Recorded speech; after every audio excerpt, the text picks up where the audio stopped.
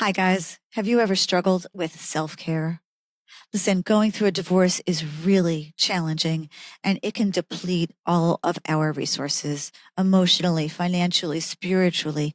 Today, I'm so excited. We're going to talk about the power of self-care, which is something that is going to help you feel alive again and propel you forward through the divorced dating world as successfully as possible. Tune in.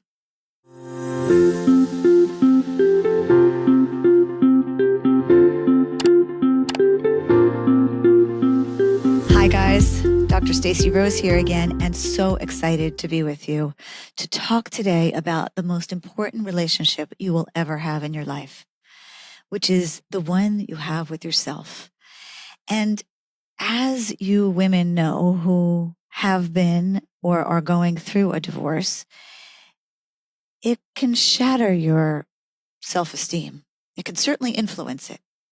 And so today what we're going to be talking about, and I'm so excited because it's so critically important to talk about it, is self-care and the power of self-care. What does it even mean? I'm not talking about going to have your nails done, your hair done. All of that stuff is important. I'm talking about more about caring for your soul, caring for the little girl inside who is hurt and scared and overwhelmed maybe and doesn't know where to turn. So I'm going to give you some tips today that will hopefully give you a framework that can allow you to amp up your self-care. And that means on many different levels. We'll talk about different types of self-care today and maybe 2 different routines that you can incorporate into your dating life post-divorce. So I have to share with you that I am not a huge TV watcher. And so when people are constantly talking about all the different TV shows out there, like, have you seen, did you watch the most recent? I'm like, yeah, no, I haven't seen it. I don't watch it a lot. I don't watch a lot of TV. But every once in a while, there's a Netflix series that comes across that just grabs my attention. And a good friend of mine and I started watching. You might say, Stacey, you are so behind the times, but I just started watching it. Bridgerton. If you haven't seen it, it's great in terms of relationships because some of the dynamics that it shows in all these different relationships, despite the time period being so many years ago, they're universal. These themes are absolutely universal. So what we're looking to do here is to learn from whatever we can, even if it's a Netflix series. And this Bridgerton is chock full of lessons that I think are all valuable to all of us today. So I don't remember the guy's name, the good-looking Dutch, no, not the Duchess, the Duke. You see how how up I am on Netflix. The Duke, he had some serious trauma in his childhood, and it's clear that he didn't resolve it. He maybe tried to sweep it under the rug and survive. And there's no judgment in that because so many of us experience traumas, big traumas, small traumas, and it's scary and painful to deal with them. Now you might say, Stacey, what does this have to do with self-care? It has nothing to do with it. Well, I'll get there. the long way to get to the point. The point being that if we don't deal with our issues, if we don't work on ourselves and really work on the stuff that we have struggled with in life, it will show up again and again and again, and it will show up in your dating life. It will show up in your marriage. It will show up in your parenting. It will show up with your friendships. So what does that mean? It means have the courage, despite how scary it is, to know that the trauma is over and you've survived it already. And what you're looking for now is, with a therapist, hopefully, is to understand how it shows up for you today. What triggers it, what sparks it. And then you feel like maybe you're like that 5-year-old again, or something like, wait a minute, I'm overreacting to this and there must be a reason. Maybe I need to look at this a little bit more deeply. So that's one of the biggest pieces of self-care. And, You probably won't hear me quoting too many things from TV shows, but I'm hooked on this one, and I'll probably reference it more. So anyway, self-care, when I talk about self-care, is this deep honoring of your soul. It's when your outside matches your inside, your values. Have you ever been in a situation where you're smiling and you're saying, sure, yeah, we can go to that restaurant, knowing all the while, like, you don't like that kind of food. I have a girlfriend that loves Indian food, and I am not so much a fan. And sure, we can go. Sure, sure, sure. And listen, once in a while, we have to do that. But if we're continuing to say yes to things on the outside that we really don't want to do, almost feel like a betrayal to ourselves. And the Indian food was not a betrayal, by the way. In any case, if I'm doing something, if I'm going on another date with somebody that I don't want to be going on with, if I'm saying yes to something that, sure, I'll be happy to meet your kids, knowing all full well that I have no intention of continuing this, then I'm not living in my authentic truth, and I'm not respecting or honoring my soul. And that is not self-care. So self-care is actually sometimes really saying no. It's one of the best things you can do to protect yourself. Because the truth is, who knows you better than yourself? You know what you really want to do, what you don't want to do, what you're willing to do, what you're not willing to do. And I think also one of the critical pieces of self-care is really like being able to close your eyes and sit with yourself for a few minutes every day. Get quiet and listen, because you have your own answers. I know you do. But we just get so oftentimes wrapped up in life, in work, in kids, in friendships, in taking care of parents or animals, pets. There's so much social media. There's so much that we can kind of like a vortex, just lose ourselves in. And so really just sitting quietly with yourself. You don't even have to call it meditation, although I am a big fan. But just to sit with yourself for, if 5 minutes is too long, do 3 minutes, do 2 minutes, and just notice, because I believe we all have our own answers. So let's talk about the kinds of self-care. I've already touched upon the spiritual. So that's really, I think it's one of the most critical. The spiritual parts of self-care. It doesn't mean necessarily religious in a secular sense. It means, what do you believe? What is your real, deep, soulful truth?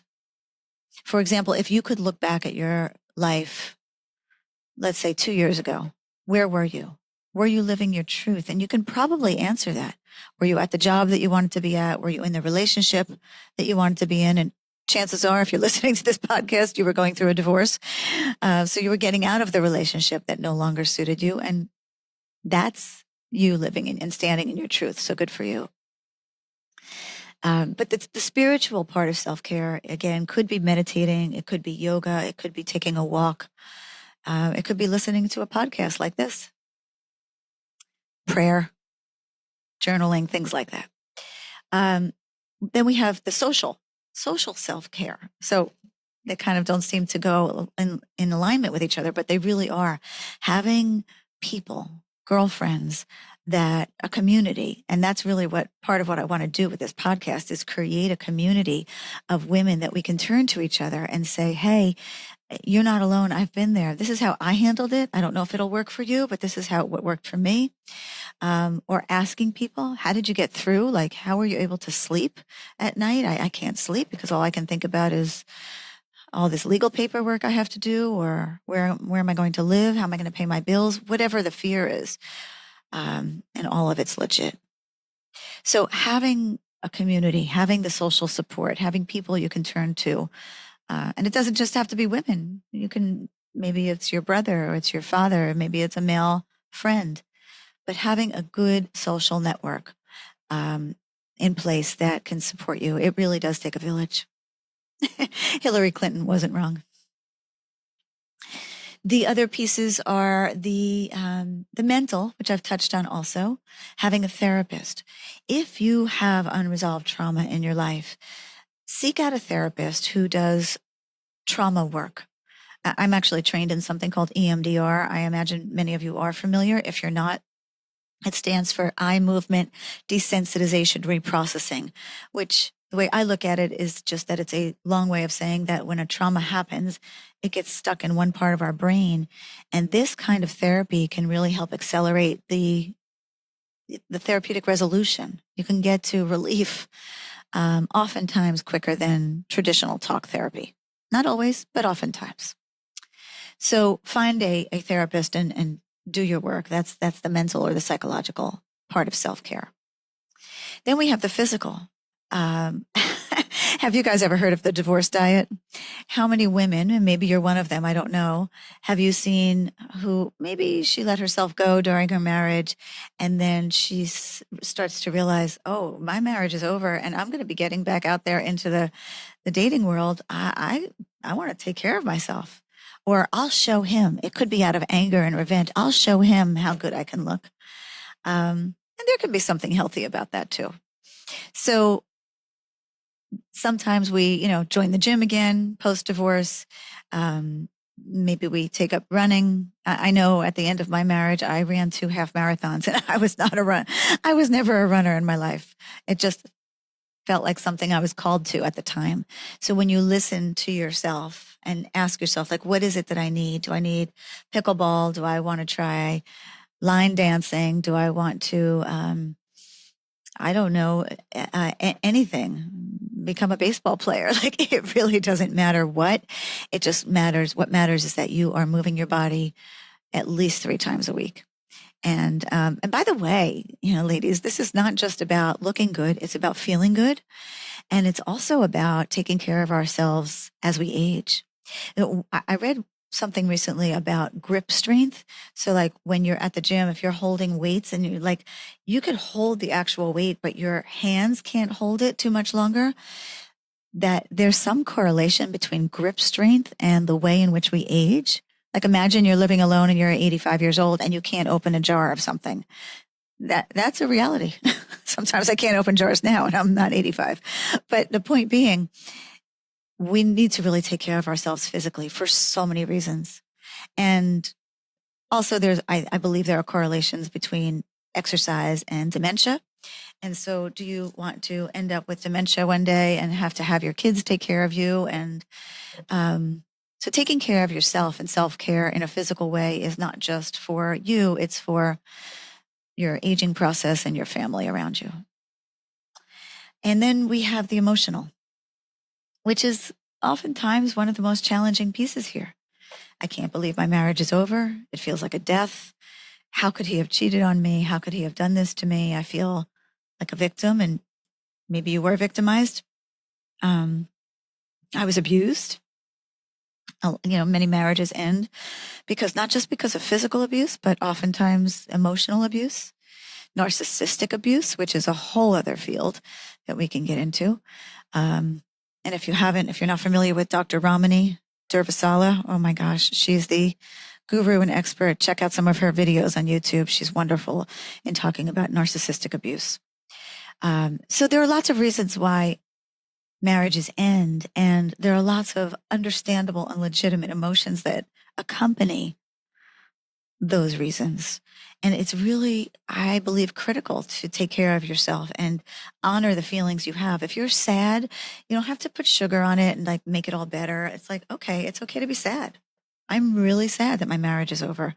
My heart breaks for, this dream that I had for he and I or she and I, and it's, not going to be. I see that with people who've lost their partner to death, not just in a divorce, and, the dream ends. So honoring, respecting the feelings that you have. Maybe there's guilt. I feel bad for my kids. My kids didn't ask for this, and now they have to go through this. So there are so many emotions, and I think the way to process a lot of them, because it can be overwhelming if you're feeling all of them at once, is to journal, is to walk, is to be in therapy, sing, listen to music, exercise. All of these things can really help us process all of the emotions. And remember, no emotion lasts forever. even the good ones, unfortunately. So if this is just like a wave, can I just ride this wave? I know that this too shall pass. And I don't mean to minimize the severity of the feeling. The feelings are severe and they're legit. They're completely legitimate. So honor them and respect yourself and do what you need to do for yourself as you go through this.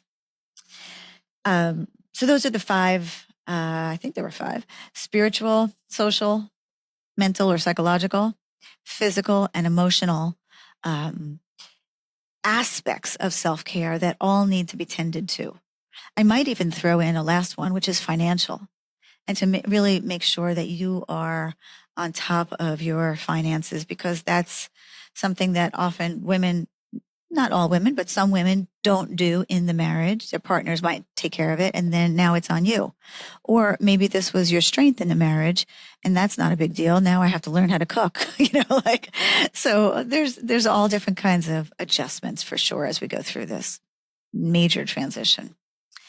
In terms of self-care in the dating, post-divorce dating world, I really like to encourage people to look at the lessons that you're learning, because I think there's no accident that we're sitting with the person that we're sitting with, whether it's at a Starbucks or a dinner or, on a pickleball court for a first date or a second date, whatever it is. I think people come into our lives to teach us something.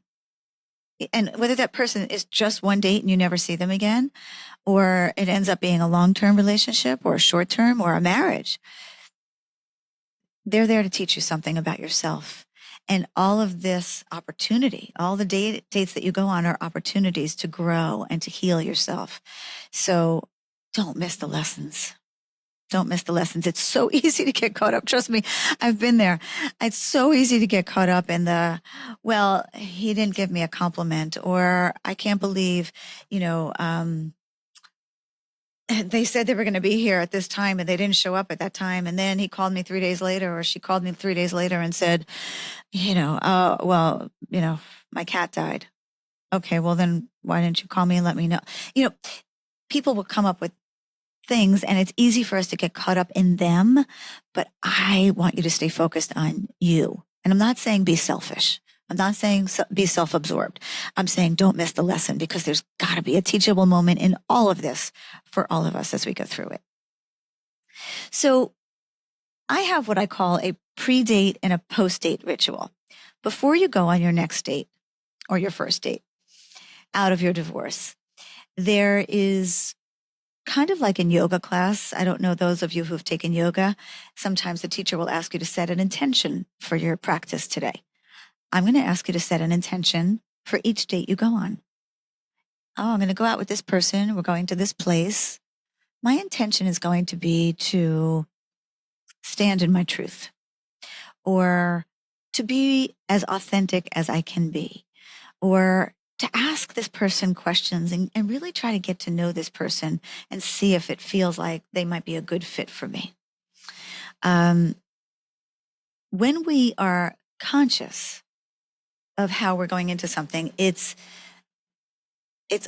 often beneficial to us, because it's more in line with our value systems. If we are anxious and frantic and just going, and then what am I going to wear? And does he like me? And, oh my God, we're so nervous about it. It's hard to show up as who we really are. And then if that person that we're on the date with doesn't show us an interest, they don't text, they don't call like they said they were going to, or they do, and they say, hey, thank you, but I don't think we're a fit, which is also fine and common. It's really important, I think, for us to remind ourselves that just because somebody doesn't choose us, that doesn't mean that we are not valuable. It doesn't mean that we are not whole. You are a whole person, regardless of whether somebody chooses you or not. So keep this in the forefront of your mind. And so the pre-date ritual being set your intention. After your date, post-date ritual, maybe you do it that night or the next morning, you ask yourself, did I feel like I was being genuine? Was I really being like who I am? And if I was being completely honest with myself, would I go out with this person again? And if the answer is no, then you can simply say, thank you, but I don't think we're a fit. Thank you, but no thank you. Or, yeah, I'd love to go out with you again. So, as you know, again, there's so much to this, and I want to give you all tidbits of things you can do differently moving forward. But thinking about those kind of 5 or 6 pillars of self-care, the emotional, the mental, psychological, the financial that I threw in, social, spiritual, and the physical, those are really important elements. And ask yourself which one that you're willing to focus on each day. As a matter of fact, the journal prompt for today's episode is, which part of your self-care are you more willing to take more seriously starting today? Today, I'm going to focus on my finances, or I'm going to focus on building my social support system. But when we make a commitment to something and we make movement toward that, we feel better. So again, the journal prompt is, which part of self-care am I willing to ramp up? Which one am I going to really focus on stepping up my game? And I want you to remember, most importantly, that you are your first love. You need to be the person that you love the most. And again, that's not selfish or narcissistic. It's critically important because you are the one who will have the longest relationship with yourself in life. You've been on this planet with yourself for X amount of years. You were born with yourself. You're going to die with yourself. So you might as well take good care of yourself in between and enjoy who you really are.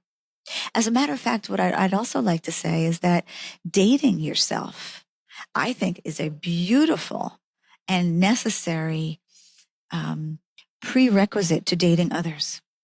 Take yourself to a movie. Take yourself out dancing, to a club, to dinner, to start with breakfast if dinner feels too much, or lunch. Buy yourself flowers. You know that Miley Cyrus song? I can buy myself flowers. I can write my name in the sand. I can talk to myself for hours. I can dance with myself. You can. And I encourage you to. So thanks for joining me today. As always, stay open, stay curious, stay courageous. I look forward to having you join me again soon. Take care. Thanks for hanging out with me on Divorced Women Dating. Dating after divorce is definitely an adventure. And honestly, it is way more fun when we do it together. Hit subscribe so you don't miss a single moment of the helpful, hopeful, or just really relatable episodes. See you soon.